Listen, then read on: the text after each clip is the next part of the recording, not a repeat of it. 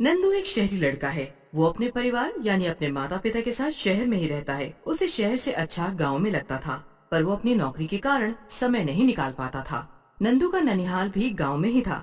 उसे अपनी नानी का गांव बहुत ज्यादा पसंद था। उसकी नानी उसे खूब ज्यादा प्यार करती थी। एक दिन नंदू को उसकी नानी का फोन आता है। हेलो नंदू, कैसा है तू? ठीक से तो है ना? अपनी नानी की याद भी नहीं आती है तुझे तो? हाँ नानी, आप कैसी हैं? मैं बिल्कुल ठीक हूँ नानी। क्या करूँ, याद तो बहुत आती है आपकी, नाना की, मामा की, मामी की। तो गांव क्यों नहीं आता? कब से तुझे देखा नहीं है। बंटी भी तुझे खूब याद करता है। कभी हमारे लिए भी तो समय निकाल लिया कर। ले जरा बंटी से बात कर। हाँ नंदू, कैसा है? सब ठीक है? हाँ बंटी, तू कैसा है? सब ठीक। नंदू आ रहा है ना इस बार तू गांव? नंदू को नानी से फोन पर बात करता देख बगल में खड़ी नंदू की माँ नानी से कहती है, हाँ हाँ माँ, नंदू इस बार आ रहा है गांव। क्यों नंदू? पर माँ काम। बेटा, जब नानी का इतना मन है तो होके आ जाना गांव। तेरा मन तरोताजा हो जाएगा। हाँ बेटा, तेरी माँ सही कह रही है। तुझे तो गांव में कितना अच्छा लगता है। इस बार की छुट्टी वहीं बिता के आ। ठीक है, मैं ट्रेन की टिकट कर लेता हूँ। ठीक से आना बेटा, अपना ध्यान रखना। नंदू अपनी नानी के गांव के लिए निकल जाता है। ट्रेन से उतरते ही उसकी मुलाकात रमेश से होती है। गांव जाने के लिए नंदू रमेश की गाड़ी बुक करता है। गाड़ी गांव की तरफ निकल पड़ती है। अच्छा, तो आप शहर से आ रहे हैं? हाँ, यहाँ गांव में किसके यहाँ जा रहे हैं? मैं अपनी नानी के यहाँ जा रहा हूँ। अच्छा, तुम्हारे नाना का क्या नाम है? रामचरण सिंह। मेरे नाना का नाम रामचरण सिंह है। अच्छा, तो आप रामचरण जी के नाती हैं। ठीक ठीक। आप जानते हैं मेरे नाना को? हाँ बिल्कुल, उन्हें कौन नहीं जानता। अरे पूरे गांव के लोग मानते हैं उन्हें। बहुत ही अच्छे इंसान हैं तुम्हारे नाना जी। हाँ वो तो है। अरे वाह, कितना बड़ा बगीचा है, कितने सारे आम लगे हैं। मुंह में पानी आ रहा है।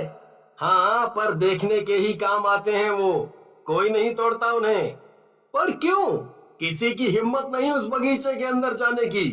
लोग वहाँ चुड़ैल होने का दावा करते हैं। चुड़ैल? हाँ, अरे उस बगीचे में बहुत डरावनी घटनाएं हुई हैं। दो लोगों ने उस बगीचे के आम चुराने चाहे, पर क्या हुआ? अगले दिन लोगों ने उनको मरा हुआ पाया। चुड़ैल जैसा कुछ नहीं होता। हाँ जो भी हो, आप पढ़े लिखे हैं, आपकी नई सोच है। लीजिए, आ गया आपका घर। नंदू की नानी गेट पे नंदू का इंतजार कर रही थी। नंदू की नानी नंदू को देखकर बेहद खुश हो जाती हैं और उसे गले लगा लेती हैं। कैसा है तू? अरे कितनी देर कर दी तूने। चल अंदर चल, तेरी मनपसंद सब्जी बनाई है। हाँ। नंदू सबको अच्छा लगता था। उसकी मामी भी उसे खूब लाड करती। नंदू के आने से सबसे ज्यादा खुश होता उसके मामा का बेटा बंटी। रात को जब सब एक साथ खाना खाने के लिए बैठते हैं, ले नंदू, सब्जी और ले जरा। बस बस मामी, कितना खिलाओगे? पेट भर गया मेरा अब। अरे इतने समय बाद आया है तो खातिरदारी तो बनती है तेरी। हाँ हाँ माँ, क्यों नहीं। अगले दिन नंदू और बंटी पूरे गांव में घूमने का सोचते हैं। सुन बंटी, क्यों ना हम पूरा गांव घूम कर आए? हाँ हाँ क्यों नहीं, पूरा गांव घूम कर आएंगे। नानी, आज बंटी मुझे गांव दिखाने ले जा रहा है। हम देरी से आएंगे, खूब घूम कर। ये देखो, ये हमारे गांव का सबसे पुराना पेड़ है। सरपंच जी इसी के नीचे बैठक रखते हैं। बहुत सुंदर है। और वो जो खेत दिख रहा है ना, सबसे बड़ा खेत, वो हमारा ही है। चल वहाँ चलते हैं। कितना बड़ा खेत है तुम्हारा। और ये आम का पेड़ भी हमारा ही है। इसमें आम नहीं लगते क्या? ना, इस बार नहीं लगे। बंटी, वो जो बड़ा सा आम का बगीचा है, क्यों ना वहां चले, घूम कर भी आएंगे और खूब सारे आम भी लेकर आएंगे। नहीं नंदू, उस बगीचे में नहीं जा सकते, वहां कोई नहीं जाता।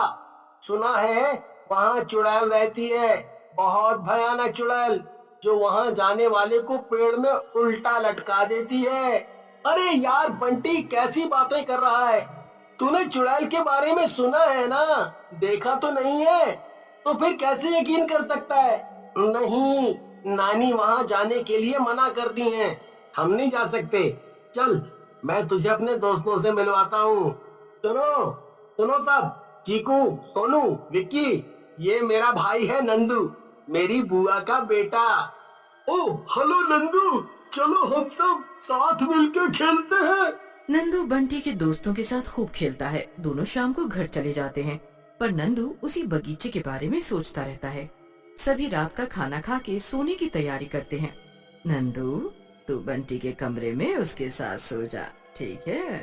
हाँ हाँ नंदू, तू मेरे कमरे में सो जा, खूब मस्ती करेंगे। चल यार, बहुत नींद आ रही है, सोने चलते हैं। बंटी और नंदू सोने चले जाते हैं। आधी रात को जब बंटी और बाकी परिवार वाले गहरी नींद में सो जाते हैं, तो नंदू चुपके से उठकर घर से बाहर निकल जाता है। नंदू को गांव वालों की बगीचे के बारे में सुनाई गई कहानी पर बिल्कुल भी यकीन नहीं था। नंदू को चुड़ैल की कहानी कोई ढोंग लग रही थी, इसीलिए वो सच का पता लगाने के लिए आधी रात को ही बगीचे के अंदर घुस जाता है। नंदू वहाँ बहुत सारे आम के पेड़ देखता है। कितना बड़ा बगीचा है, अंदर से तो ये और भी सुंदर दिखता है। कितने सारे आम, इन सबको तोड़कर घर ले जाऊंगा और पूरे गांव वालों को बताऊंगा कि उनकी चुड़ैल की कहानी झूठी है, ये बस उनके मन का वहम है। नंदू एक आम खाने लगता है तो उसे ऐसा लगता है जैसे उसके पीछे कोई खड़ा होगा। उसे सूखे पत्तों पर चलने की आवाज आती है। कौन है? मुझे पता है, तुम कोई चुड़ैल वुड़ैल नहीं हो। जरूर ये सब तुम्हारी चाल है, ताकि लोग यहाँ ना आ पाए। मुझे तुम्हारी सच्चाई पता चल चुकी है। जोर जोर से हंसने की आवाज आती है और नंदू को सामने सफेद साड़ी पहने एक चुड़ैल दिखती है। नंदू भागने की कोशिश करने लगता है, पर चुड़ैल उसके रास्ते में खड़ी हो जाती है। मुझे माफ कर दो, मुझे नहीं पता था कि सच में इस बगीचे में तुम रहती हो, मुझे जाने दो। एक बार इस बगीचे में जो आता है वो यहाँ से जिंदा वापस नहीं जाता, और अब तुम भी नहीं जा पाओगे। मुझे जाने दो, मुझे जाने दो। नंदू भागने की कोशिश करने लगता है। वो घबराकर इधर उधर भागने लगता है, पर चुड़ैल उसे कहीं जाने का रास्ता नहीं देती। चुड़ैल नंदू का गला पकड़कर जमीन पर पटक देती है। नंदू खुद को बचाने की पूरी कोशिश करता है, पर चुड़ैल की शक्तियों के सामने उसकी कुछ नहीं चलती। सभी पेड़ चलने लगते हैं। वो लगातार चीख चीख कर चुड़ैल से अपनी जान की भीख मांग रहा था। चुड़ैल पर उसके आंसुओं का रत्ती भर भी असर नहीं हुआ। पता चल गया अब कि मेरे बगीचे के आम चुराने का क्या अंजाम होता है। यकीन नहीं था ना तुम्हें?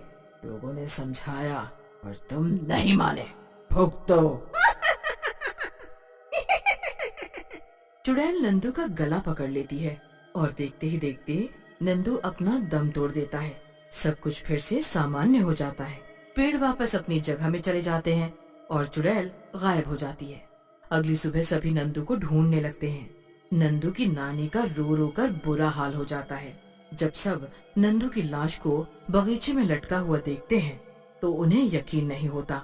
उस दिन के बाद से गांव के लोगों ने हमेशा के लिए बगीचे का रास्ता बंद करने का सोचा और सभी को वहां जाने पर बिल्कुल रोक लगा दी गई।